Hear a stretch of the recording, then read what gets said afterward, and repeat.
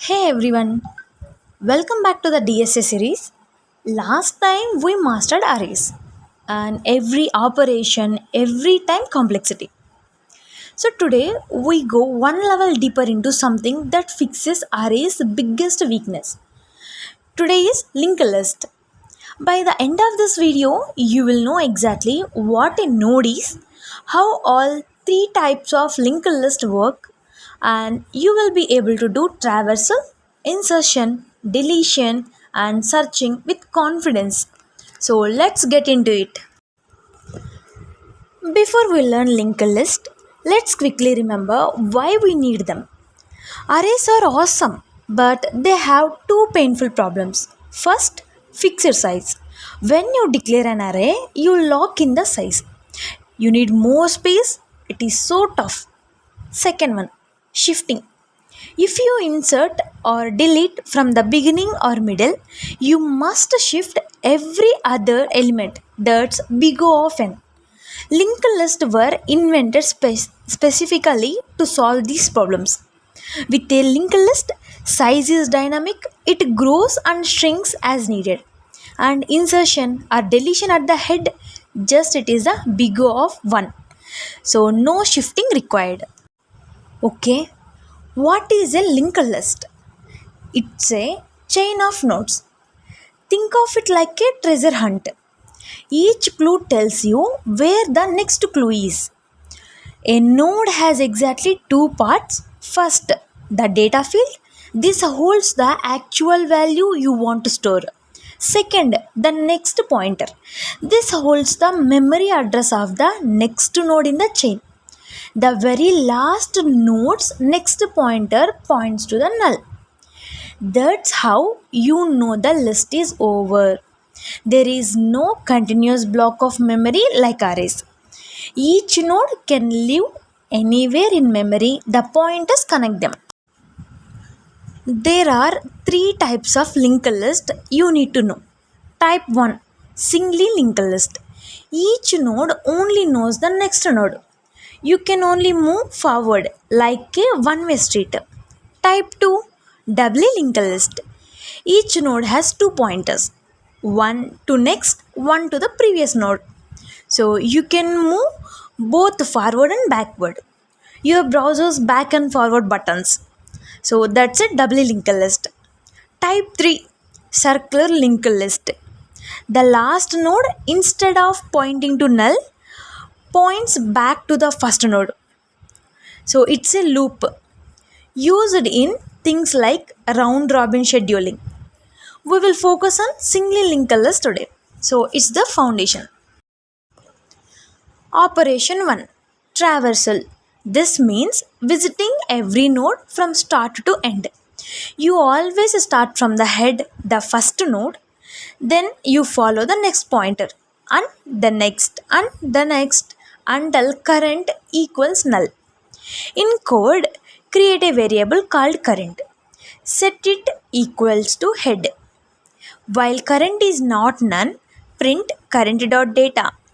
Then move current to current.next. That's it. Time complexity is big O of n. You visit n nodes, n steps.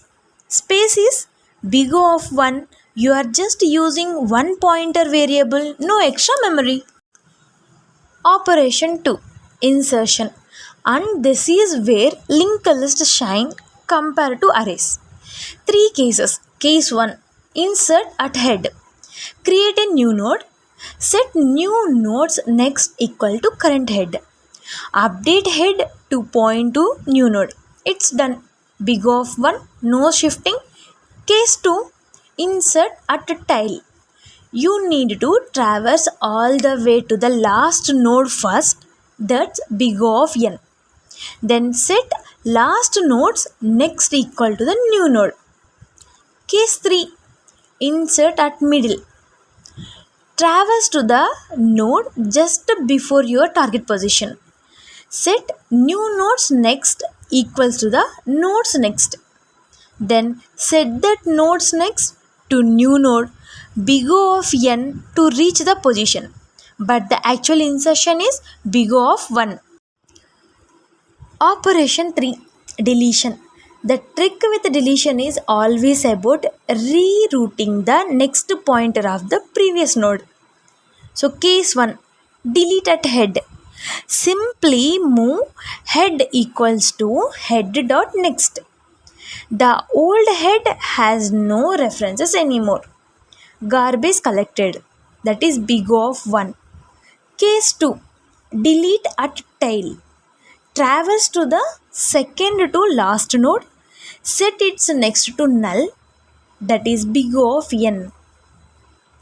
Case 3, delete from middle. Traverse until you find the node before the one you want to delete. Set previous dot next equals to node dot next. The target node is now disconnected. Then big O of n to find it, big O of 1 to remove it. Important thing is, in languages without garbage collection, manually free that space or memory. Operation 4, searching. And here is where linked lists have a disadvantage over arrays. Remember, arrays had big O of 1 access. You could directly jump to any index. Linked lists have no index system. There is no way to say, give me the fifth element instantly. You must start from the head and check each node one by one. That's linear search big O of n. And because the nodes aren't sorted and there is no index, binary search is not possible on a linked list. Then best case is big O of 1 if the element is at the head. Worst case is big O of n, tile or not found at all. Okay, this is the slide you want to screenshot and save. Arrays versus linked list, head to head. Access by index, arrays wins at big O of 1, linked list loses at big O of n because it has no index. Insert at head, linked list wins at big O of 1, arrays loses at big O of n because it shifts everything. Insert at tile, both can be big O of 1 but linked list needs a tile pointer for that. Delete at head, linked list wins at big O of 1, arrays again needs to shift. Search, both are big O of n. Tied, memory. For memory, arrays use compact memory, linked list use extra memory per node for the pointer. So the rule of thumb, use arrays when you need fast access by index, use linked list when you need frequent insertions and deletions at the beginning. Let's lock in the time complexities because this will come up in interviews.